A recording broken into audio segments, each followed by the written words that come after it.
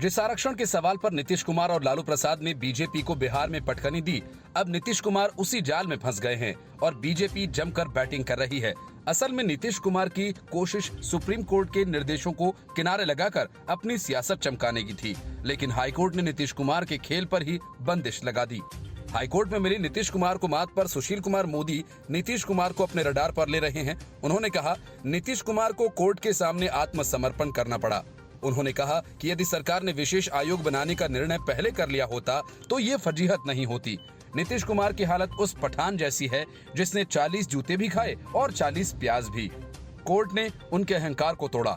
दरअसल बीजेपी से नाता तोड़कर नीतीश कुमार ने जब से आरजेडी और कांग्रेस के साथ हाथ मिलाया, बिहार में सरकार बनाई, तभी से उनकी मुश्किलें लगातार बढ़ रही हैं। न वो सरकार चलाने में सहज हैं, न ही महत्वपूर्ण मुद्दों पर कोई फैसला ले पा रहे हैं। उनके फैसलों पर कभी आरजेडी के नेता ही तंज कसते हैं तो कभी अदालत का फरमान उनके खिलाफ चला जाता है। अब नीतीश की मजबूरियों पर दिग्गज भाजपा नेता सुशील कुमार मोदी ने तगड़ा तंज कसते हुए उनकी फजीहत कर दी। असल में सुप्रीम कोर्ट के निर्देश की अवहेलना कर बिहार में अति पिछड़ों को आरक्षण दिए बिना चुनाव कराने की जिद पर अड़े मुख्यमंत्री नीतीश कुमार को हाईकोर्ट में मुंह की खानी पड़ी। उन्हें कोर्ट के सामने आत्मसमर्पण करना पड़ा। इसी पर सुशील कुमार मोदी ने कहा कि यदि सरकार ने विशेष आयोग बनाने का निर्णय पहले कर दिया होता तो ये फजीहत नहीं होती। मोदी ने अपने बयान में कहा कि जब महाराष्ट्र और मध्य प्रदेश में निकाय के चुनाव पर रोक लगने का हवाला देकर हम नीतीश कुमार से बार बार कह रहे थे कि निकाय चुनाव में अति पिछड़ों को आरक्षण देने के लिए विशेष आयोग बनाया जाए, तब हमें आरक्षण विरोधी बताया जाने लगा।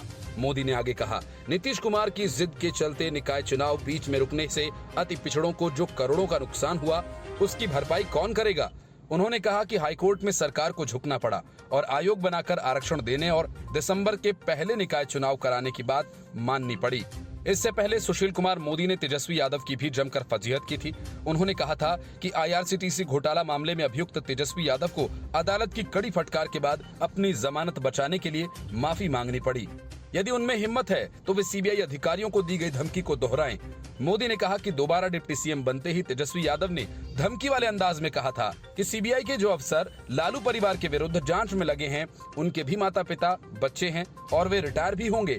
एक अभियुक्त और संवैधानिक पद पर बैठे व्यक्ति का केंद्रीय जांच एजेंसी को धमकाना एक गंभीर मामला है, जिस पर अदालत ने संज्ञान लिया।